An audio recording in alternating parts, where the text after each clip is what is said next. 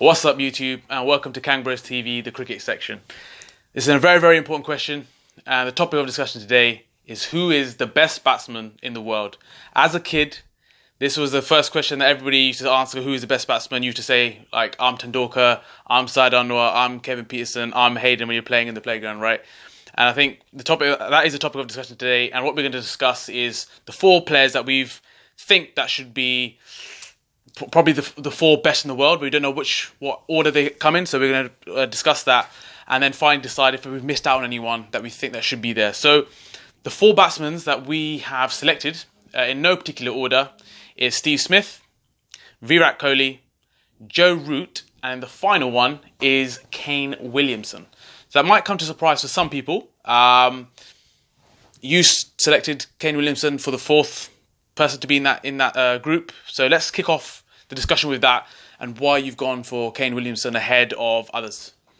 I think it's a bit weird. Like if you look at statistics, yeah. And I'm a big advocate of. Well, I'm not a big advocate, but my point that I make a lot is that statistics can be manipulated in certain ways. You know, you can always look at something and say it makes someone look great, and equally it can make someone look really bad. Yeah. But Kane Williamson's numbers really do add up. He's actually played the fewest Test matches, I think, in a calendar year, and his numbers are right up there. So his average is right up there. And I think that's the way you determine the better players, who's got the runs and stuff like that. But the one thing I don't think he gets the plaudits for his quality and how good he is because he plays in a side that isn't quite as glamorous maybe as the India's or the Australia's or England to that for that example as well. But for me, I think that guy has got, he's technically very, very good, and it's going to go against the point I'm going to make later on in the video, but I don't think he's as glamorous when it comes to watching him bat as a Kohli, who can blaze one over point,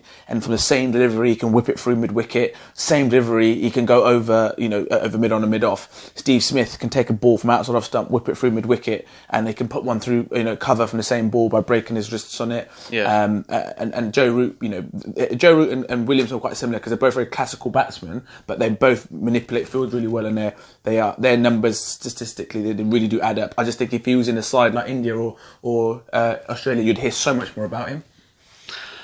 I mean, there's going to be a lot of viewers out there who think that there's batsmen that should be in that sort of that elite group of four that probably missed out.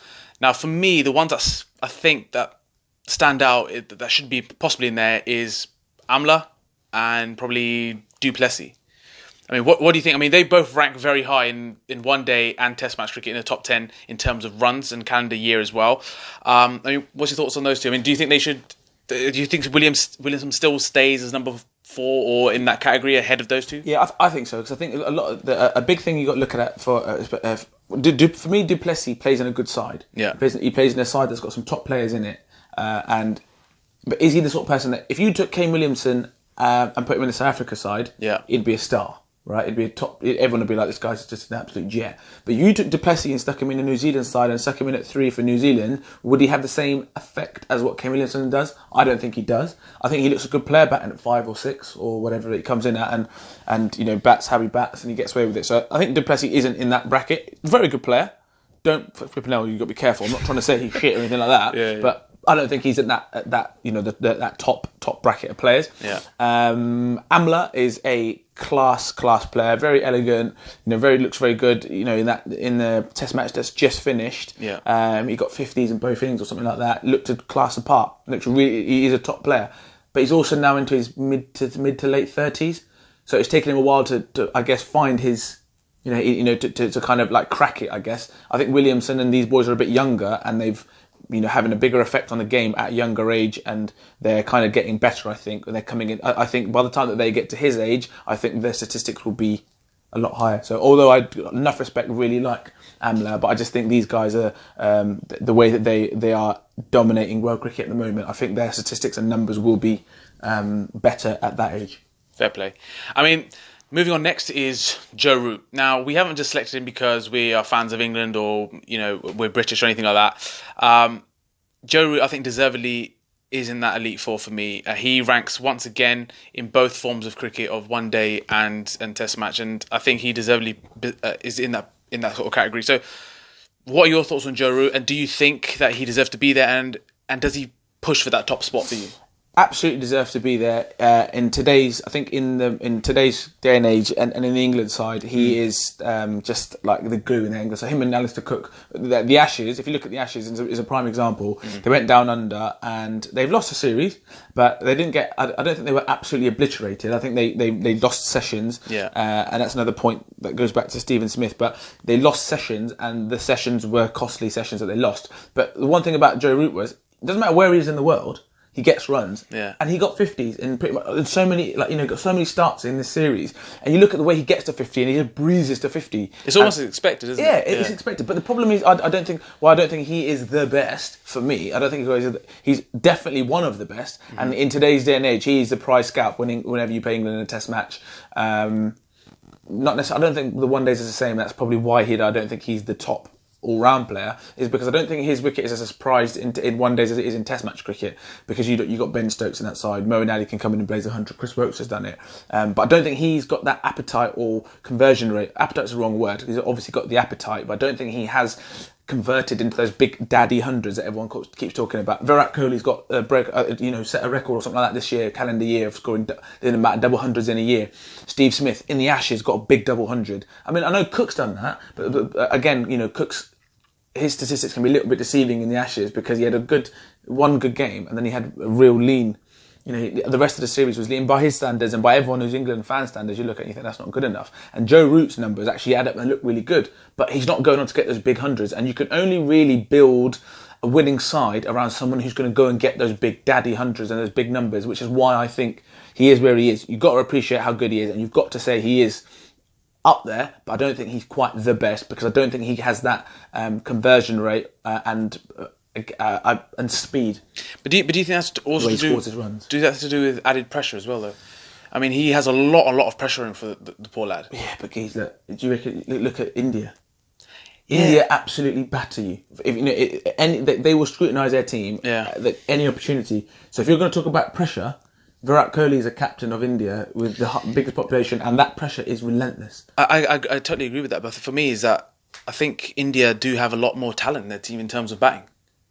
So for me, Kohli is surrounded by some very good batsmen as well. I'm not saying that they're at Kohli's level, and we will touch on Kohli a bit later, but do you have the sense that there's a lot of reliance on like people like Cook and people like Root? There is, but I guess the other thing to look at is the venues that they go and score their runs. Yeah. This is why and this is why I really do appreciate Joe Root, is that he's got big runs in India. He got runs in India. He got runs in Australia. He got runs in different countries. Yeah.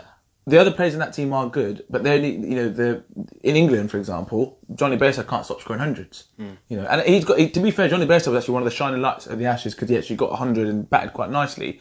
But you take him out to other countries, he's not as consistent and he's not prolific. Whereas in England, the guy he just gets runs all the time. Moeen Ali seems to get, he'd always chip in with a couple of hundreds in the summer, but then you go abroad, he hasn't quite got that consistency. So there is pressure there, but I think Virat Kohli's in the same boat. I mean, although India have got these so-called great batsmen, which I'm sceptical of, and that's a point that we will touch upon later, but the pressure is not, you can't take that into consideration, because Virat Kohli knows that he has to score runs in test matches abroad if India are to win test matches. Stephen Smith has to get runs for Australia, it doesn't matter where they are, to win test matches. So pressure isn't something that you can really say it's any different for any of those guys, because they're all captains. They're all captains of their test match sides, even Williamson. Completely. I mean, as we're on the topic of Joe Root, the IPL selection was done, and he wasn't actually bought, or is that correct? Yeah, he didn't get picked up in that first. For me, that was shocking. That was surprising. I don't think it is. You don't think it is? His T20 record isn't that great, and in the T20 World Cup, he was someone that took a lot of balls. I've told you this, there's another thing I will touch upon about those guys, and this is similar for Smith. They don't score, if they got 50 or 60, 70, 80 or 100 in a one day. In today's day and age, a par score is 300. Everyone kind of looks at the 300 as a par score. Before, it used to be 260. You think, that's a good score, we can defend that. Nowadays, you're looking at 300 and thinking, they can still chase that. So the difference is, either you get 50 or 60 and you're out, but you get them in real quick time. So you strike rates in the 130s, 140s. You can't, that day where you get run a ball 50, doesn't really do anything unless you're batting at 6 or 7. I think. I mean, look at Jason Roy. He proved it. Got 180 in an ODI, opening the batting. Alex Hales. They look to hit the ball real. Get off the flyers. India, Rohit Sharma, David Warner. So the game's changed. Virat Kohli gets his runs, his strike rates phenomenal in Test match cricket, one day cricket, and T20s. Same for Stephen Smith. Joe Root, on the other hand, his strike rate's something that needs to improve, and in the T20 format, he struggled. So I can see why he wants to go to the IPL, because he wants to improve in how he plays. You know, he struggled. Well, obviously, nice little earner. What's the bunts? Bunts wise, yeah, brilliant. But I think he wants to improve as a cricketer and play on those pitches where it's tough. You know, can you hit a six at will? I don't think he can at the moment. So. But for me, is that like we're talking about the elite four, right? The best batsmen in the world right now. So does that, go against our argument of putting him in the top four? If teams are not going out there and buying this guy, and we're talking about the elite four. Yeah, but T20 cricket doesn't epitomise the skill levels of a batter for me. I think at the level that these guys are playing at and how frequently they're hitting cricket balls and the bats that they use and the boundaries being brought in, T20 does not, for me, epitomise who is a world-class player and who's not. I think it's the other facets of the game. Yeah. So the other thing I said, for example, Josh Butler, I think got picked up for 460 grand, which is obviously a lot of money, but Stokes is 1.4 mil. And to get Josh Butler for 460 is an absolute steal. And I don't think that because Bairstow and Root didn't get picked up. I think they will get picked up. I think they will, in the next wave of. I think they'll get picked up. But Moeen Ali's been picked up early. Chris Woakes has been picked up early. All rounders they will do. Ben Stokes the same. And Josh Butler is an absolute gun. He just fucking twats it, where at will. He's the sort of person. But then he's another one that you can't. He struggles on the test match front. Do you know what I mean? So it's who's the more complete player. Okay, so moving on to the next choice, we've got Steve Smith. That is no surprise to anybody. I think anyone who's watching the Ashes clearly saw that this guy is levels above some players in his own team and across the world. He single-handedly won some big sessions for Australia in the Ashes, and he's proven why he is the number one when it comes to Test match, top 10, and why he's got the most runs. Some of the shot selection and how he gets runs, his temperament is absolutely amazing. So for me, it's no surprise that Steve Smith is in this elite four that we've shortlist down to. So, I mean, what is your thoughts on Steve Smith? And is he for you number one of the four? I think he was in the test team of the year. I don't know if he captains it or not, but he was in the batsman of the year or something like that. Yeah, the guy was phenomenal. And I think if you look at his career, he came into the side as a leggy who could bat a bit. Do you know what I mean? Yeah. You look at him, he came in, he actually, not many I remember seeing him, not many people know this, but he played, I think it was at Kent second 11 when he was younger. He came over into England and he played, and I think they tried to, we tried to poach him, and they said we wanted to, come play for us, we'll try and get him eligible to play for England and that sort of stuff. And he was so adamant back then, like, I want to play for Australia, I'm going to play for Australia. Yeah. They tried to nick him and say, get him in as you would, but he was so confident he was going to play for Australia. Came into this side as a leggy, and he could really good fielder, and apparently he's a really good character in the dressing room, and it's completely revitalised his career, and he's turned into this, this guy that can win series, win test matches, win sessions on his own. The way he gets his runs, he completely transformed himself. He's now a leader. I love the way that he gets into battle. Someone tries to give him chat or chirp him, he'll front it up. He won't go into a show, front it up and go get the runs. Scored runs in India, which is tough. Got a big 100 in India. It was in Pune, I think it was. But he got a big 100 there. He's got hundreds here. The Ashes was an unbelievable example of how good he is. The guy's a freak. Really good player. And for me, arguably the best player this year. The one thing that you have to raise a question on is obviously Test match. He's there. He's got the runs to prove it. One day, it doesn't add up. He's way down. And it comes to terms of runs for the year. So is that something that stops you from saying that he is the number one? Yeah, that's it. The T20 side of it, IPL, he was brilliant in the IPL. Yeah. So it's weird because obviously that Joe Root probably struggles. He's got stats in the one days and the ODIs, probably not quite stacked up in the T20s. Stephen Smith's got good T20, great Test match, probably not quite as prolific in the ODIs.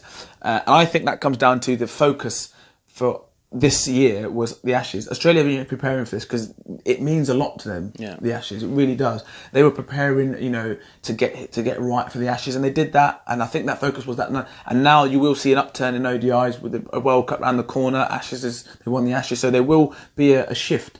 and it shows that they were really prepared for the Test series, but they were probably undercooked for the one days. Whereas England were the opposite, where England were really good on the one day front, but a little bit undercooked on the Test matches. So I don't think you can look too much into it, because I think he has still scored good runs and he is still a top player, and you have to bobble to get him out in the ODIs. But like you say, it's probably quite why he probably isn't quite at the top, I think. Yeah, but deservedly, he deserves to be in that elite four and our shortlist for sure, for who is the best batsman in the world. And I think if anyone says to you or I that they believe that Steve Smith is the best batsman in the world, I wouldn't argue it. I wouldn't argue it whatsoever. Absolutely wouldn't argue it. No.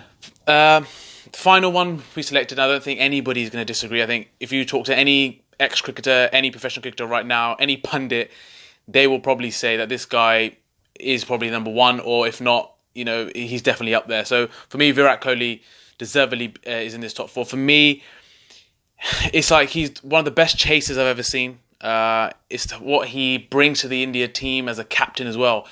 We've just beaten South Africa in the third Test match, and it was how driven up he was for this whole the emotion behind it, and it rubs off on the whole team. So not just his shot selection is unbelievable. And it's for me, it's like he always raises the bar for the Indian team. He always raises the bar, and for me, there's no question that this guy is either number one or number two in the world right now. I think going on to that point, I think Virat Kohli, the one thing I love about him is he's how he revolutionised Indian cricket, which I didn't think was possible. But if you watch back in the day, you had the Dravids, the Laxmans, the Tendulkars, the Ganggulis, who these great players. There's no denying that. But who was the one player that probably revolutionised India's fielding at the time was probably Yuvraj Singh. Everyone was like, oh, this guy's an amazing fielder. But this guy's come in, and the likes of Jadeja and Rahane and Pandya, he's revolutionised cricket, saying you can't be those guys anymore. They were freaks. They were unbelievably good players. But if you think about it, they're all quite heavy around the waist. They're like, big. Like, I'm no waxwork. Let's not get twisted. But what I'm saying is that they look like athletes. Yeah. There was a real subcontinent thing about in the subcontinent teams. They're not great athletes. They're not good fielders. India's changed, and he's done that. He's been responsible for that. He is the sort of person that, he struggled in England because he kept nicking it. And same South Africa, completely remoulded his technique to become a better player, to get those hundreds. The reason why I think that stands him apart, and he'd probably pip it for the best player, for this calendar year, would probably be because of the way he scored runs in all facets of the game. One day cricket, Test matches. He's gone to South Africa and got big runs. The only downside for me this year, and it will probably be interesting to see how we are, what the comments will be this time, maybe next year, because they've got 3 big tough series away from home. South Africa, which they've lost, but he's come out well of that. He's got 50 and he got 150 or something like that, which is an unbelievable effort in South Africa in those conditions, and his team won a Test match. So, small wins. They lost a series, but small wins. There's a big one-day series coming up now.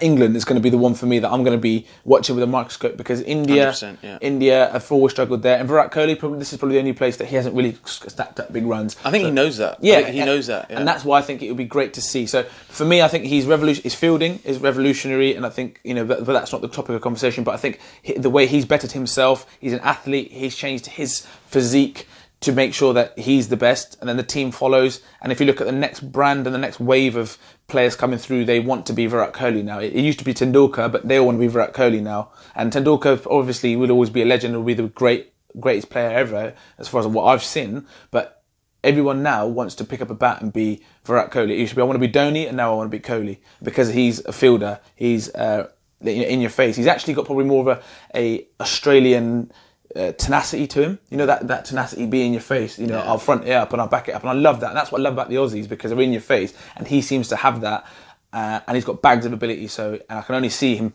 actually getting better, which is frightening. So that's for me why he'd probably pip it. So we're not going to sit on the fence now, right? So for you, who is the best batsman for you right now, for the coming year, and obviously taking into consideration maybe stats for 2017. So for you, who is the best batsman in the world now? Who are you going to go for? See, this is going to be some shit chat now, so I'm really sorry. But I think that from the people that we've listed, for me, it would be Virat Kohli. And why? Because of the reasons that I've touched upon, because of all those reasons. Steve Smith, right in behind. Right. If someone says to me, you're wrong, and it's Stephen Smith, I wouldn't sit there and be like, no, I'm not having it. Yeah. He's literally, it is that close. But me and you've come to loggerheads about it before as well, and I would say this, and I'm sure there's people that will listen to this and be like, why haven't you mentioned him? But the daddy in today's day and age cricket, the best player. The statistics don't back it because obviously he has had his injuries, but the best player in all formats of the game, hands down, the best player in the world, batsman, is AB de Villiers. And I don't care what anybody says.